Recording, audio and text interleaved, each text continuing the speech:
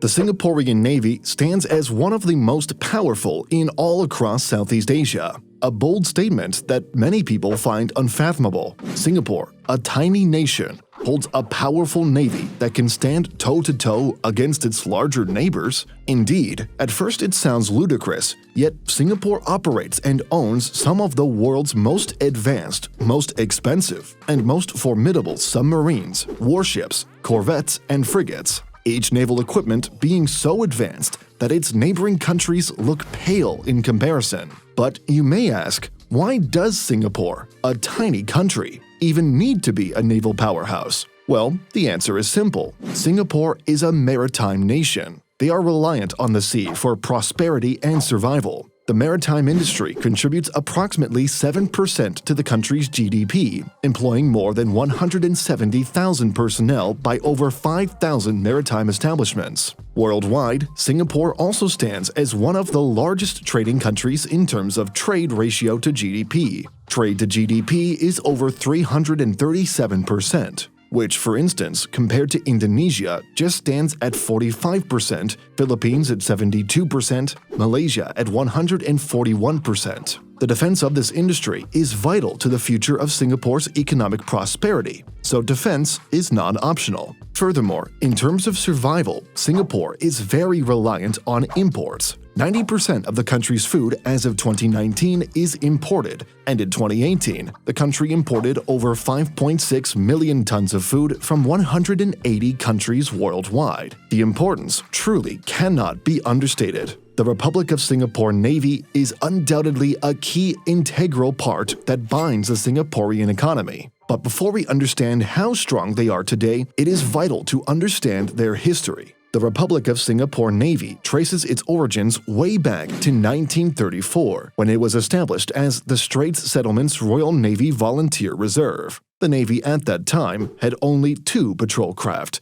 and by 1941 became the Singaporean division of the Malayan Volunteer Reserve during the Second World War. When Singapore formed its own sovereign nation in 1965, it was the start of something new, yet troublesome. Many have stated that Singapore would not survive, let alone prosper. With troubles brewing across Southeast Asia, which was further exacerbated in 1971, which was the year that the British pulled out of their military bases in the east of Suez. Singapore had to act fast in order to meet these challenges. Initially, the Singapore Navy only had a handful of volunteers and 2 wooden ships. These ships were only suitable for constabulary duties and would have a difficult time chasing off sea robbers, let alone a chance against warships of that era. This led the government to carve out a plan to better safeguard Singapore. This meant that they needed to recruit more volunteers and better ships. In 1968, a 30 million Singaporean dollar contract for the construction of 6 patrol craft was signed, which would form the backbone of the Navy, preventing illegal immigration, smuggling, and sea robbers. A year later, a batch of 160 naval recruits emerged to begin formal naval training. Instructors from the Royal New Zealand Navy provided the training, but there were also others who were sent around the world to learn established navies. By 1974, Brani Naval Base was officially inaugurated, which cost approximately $35 million. This meant that ships can be berthed. Previously, they were moored offshore. By 1975, Singapore's first 3 missile gunboats were commissioned, which helped Singapore to become the first navy in the region to successfully fire an anti-ship missile, the Gabriel missile. Slowly but surely, the Singaporean Navy was evolving into something great. But it wasn't until the 1980s and 1990s that things really took off. These missile gunboats underwent major upgrades, being equipped with long-range, hard-hitting harpoon missiles. The Navy also acquired or built several other hardwares, from 6 missile corvettes to maritime patrol aircrafts and even ships designed to deal with submarines. In fact, in the 1990s, the Singapore Navy also received 4 Challenger-class submarines equipped with wire-guided heavyweight torpedoes. And all of these continuous upgrades were, of course, flying side by side with Singapore's economy. The 1990s was the decade Singapore really shone globally, which enabled the country to have the funds to acquire better and more advanced naval equipment.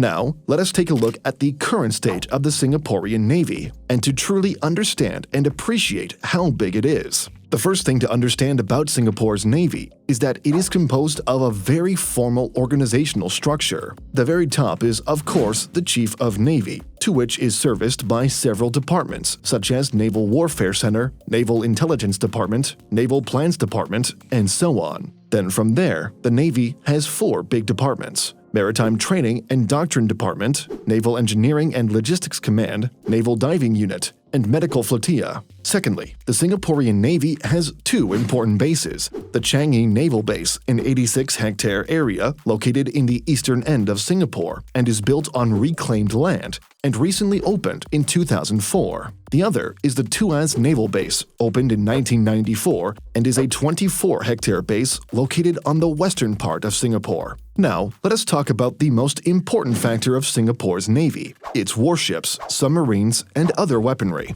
Let's begin with Singaporean ships. There are different kinds of ships that are under operation. Singapore operates the Formidable class frigate, versatile stealth warship that is manned by 72 personnel and has the capabilities to carry harpoon missiles, surface-to-air missiles, torpedoes, and a vast variety of guns. They also have the Victory-class missile corvette, Independence-class littoral mission vessel, Sentinel-class, Beta-class, and Endurance-class. These ships have capabilities to counter aircrafts, submarines, and other warships. Following these ships, Singapore also owns submarines. The most lethal and advanced is the Invincible-class submarine. This Invincible-class is only relatively new. Built by German-based company ThyssenKrupp Machine Systems, the Invincible-class cost over 600 million Singaporean dollars each, or over $2.4 billion of 4 fleets of submarines. Such a huge price would undoubtedly protect the seas of Singapore. But beyond its Invincible class, it also possesses 2 types of submarines. The first is the Archer-class submarine. The Archer class is a tad older. They were launched by the Swedish Navy back in 1986 and 87,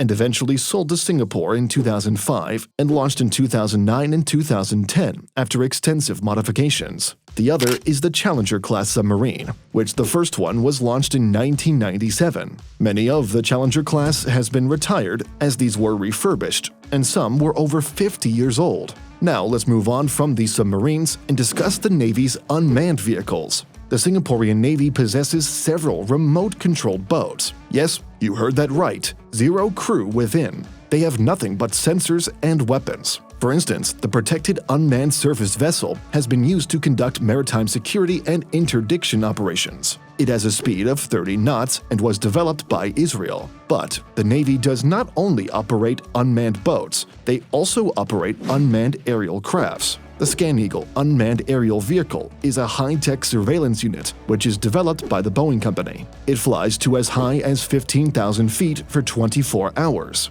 Its capabilities are unmatched when it comes to surveillance. Whew, okay, we have truly discussed a significant part of Singapore's Navy, so just how strong is it? Well, no doubt it is strong. Its submarines and warships are already a testament to that. As a matter of fact, according to a report published by the South China Morning Post, Singapore ranks as the 24th most powerful navy in the entire world, with a total of 37 units in its active arsenal as of November 2022. Within Southeast Asia, Singapore ranks just below Thailand and Indonesia, 2 countries who are obviously larger in size. Yet, in comparison to Thailand, which has no submarines, it is clear to see who has the advantages underwater. But we really can't compare who is stronger. After all, conflict will never exist. These ships have many causes for other purposes than defense against its neighboring countries. What can really stand out to tell us how formidable Singapore's military is in general is really about military spending. According to the CPRI Military Expenditure Database of 2020, Singapore spends over $11 billion, whereas Indonesia with just $9.4 billion, Malaysia at $3.9 billion, Thailand at $7.3 billion, Vietnam with $5.6 billion, and the Philippines with just $3.4 billion. But anyway, do let us know what you think. Thanks for watching.